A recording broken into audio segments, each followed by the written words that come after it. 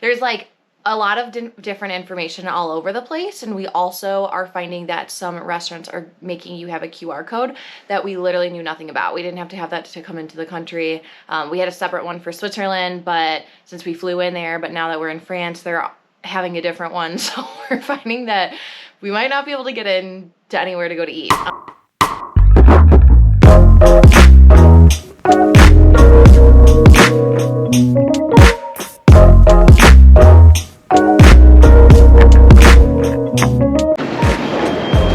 We made it through the check-in. We got our bags checked. They were under 50 pounds. We were getting close, but that's okay. We'd have our vaccine card, our passport, and a QR code to get into Switzerland. But we made it. We're Callie and Spencer, ski bums, travel junkies, van life, and everything in between. Follow along and subscribe to join us on all of our adventures.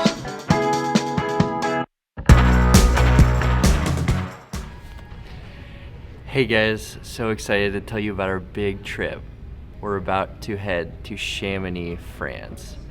Now originally this was supposed to be a complete surprise for Callie, but some things got in the way. I had to end up giving up the surprise, but we're still going. We're both so excited. This trip came out of a conversation that Callie and I had about a year ago, where I asked her what was the best place that you've ever been in the world, and she told me Chamonix, France. About 7 years ago, Callie got to go to Chamonix, France for her graduation present in the summer, and she told me that she just wanted to go back one more time to go skiing in the winter, and that's all I needed to hear.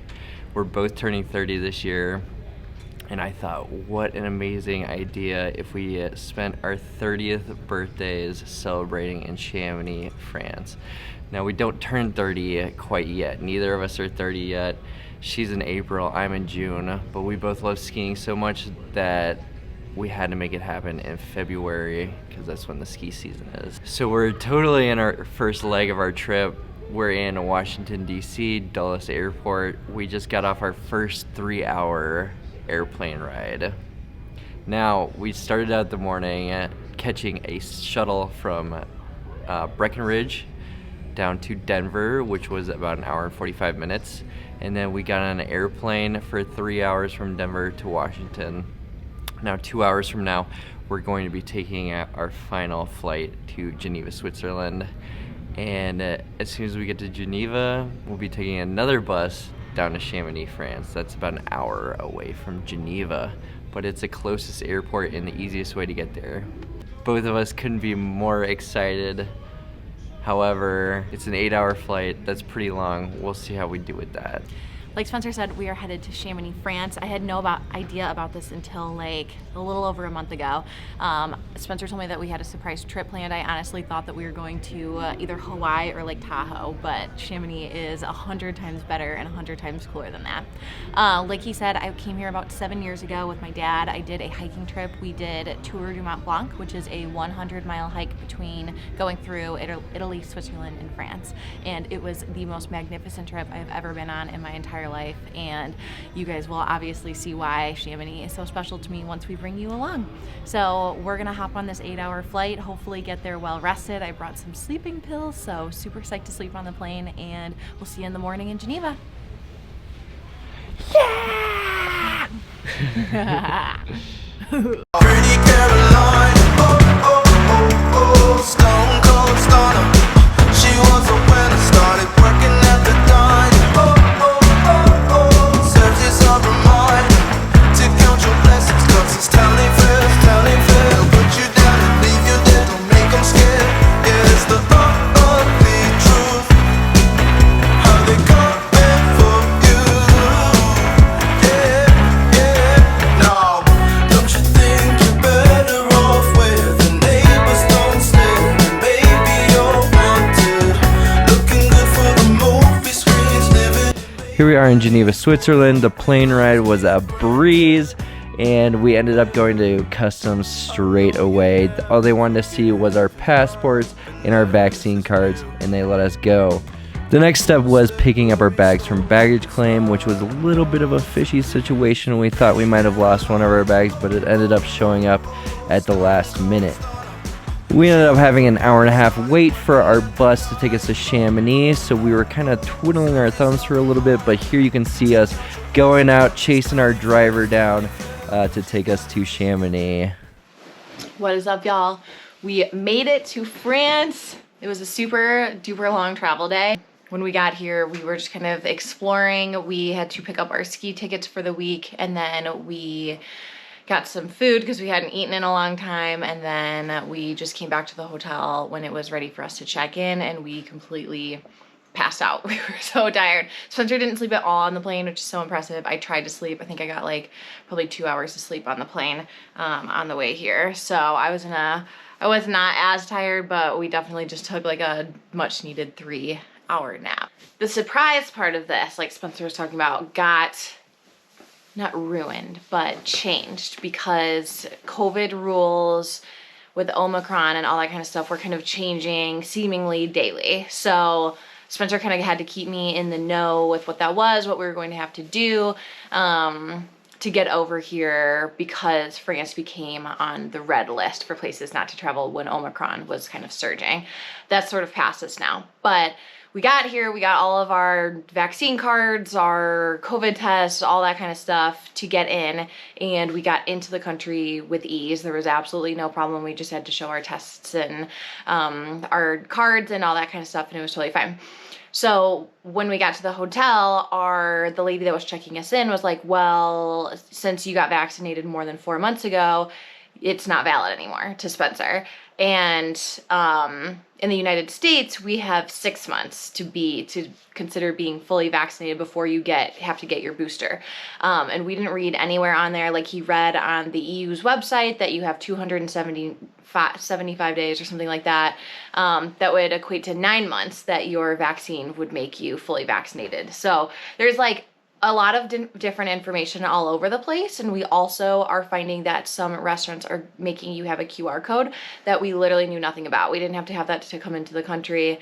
We had a separate one for Switzerland, but since we flew in there, but now that we're in France, they're having a different one, so we're finding that we might not be able to get in to anywhere to go to eat. You pretty much have to show it wherever you go, if you want to go on a chairlift, if you want to go to a restaurant, and stuff like that. So we went out to lunch today with no problem. People let us in and didn't say anything. The hotel let us in and didn't say anything. So fingers crossed that we're all fully vaccinated and we have everything under control, but we'll kind of see. We are up, we are showered, we are going to go head to dinner right now. So stay tuned for what we're eating. Hey guys, we're at Ciroc. This is the first place we're eating when we're in Chamonix. We just got here tonight. We decided to go classic with some fondue. We got the complete setup. Look at this spread. It looks amazing.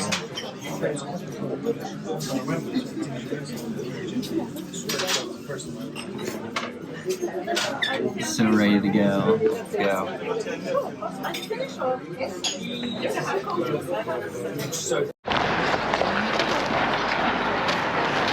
Good morning from beautiful Chamonix. Last night we went out to dinner, we had some fondue, and then we went to bed for literally 9 hours. We were pretty jet lagged. Spencer woke up at like 3 in the morning and was up for a little bit. I luckily slept through the night, which was great. But we just had a gigantic breakfast at our hotel. It was a buffet breakfast and it was delicious. And now we are headed over to the Aiguille du Midi, which will take us up to the top, get some beautiful views of Mont Blanc, which is the highest peak in Europe. So it'll be super cool to go see that. We're gonna go get some footage and some content, and then we're gonna ski this afternoon. So come along with us. All right, so like I said, we are headed to the Aiguille du Midi. I am probably not saying that correctly in French, but basically you take this big cable car that fits a ton of people and you go up there. You can hardly see it up here, but you can see kind of a little staple up there, and you get beautiful views of Mont Blanc.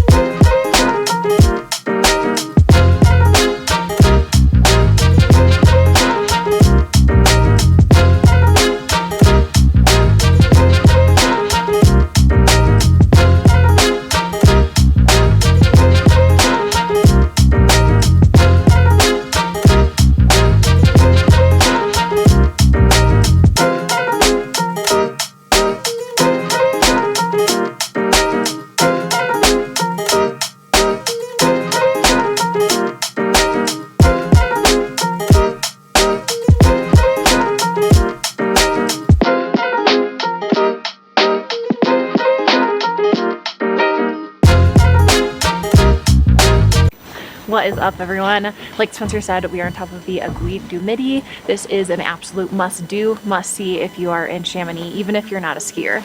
So basically what you can do is take a cable car up all the way up to the top. You take 2 separate ones that will get you to the very top so you can get beautiful views of Mont Blanc. You can buy a day pass, you can buy a week pass, but definitely come up. There are lots of different platforms that you can see views of Switzerland. You can see different views in different areas of Mont Blanc, and you can see some of the skiers in the Valley Blanche. All right, this is gonna be us on Tuesday. You can see these people right here traversing down, and then they're gonna ski down. That is what we are doing. Look at these views. Behind me, one of the most famous glacial runs in the world, the Valley Blanche. It is a crazy beautiful day today. We got up here about 20 minutes ago.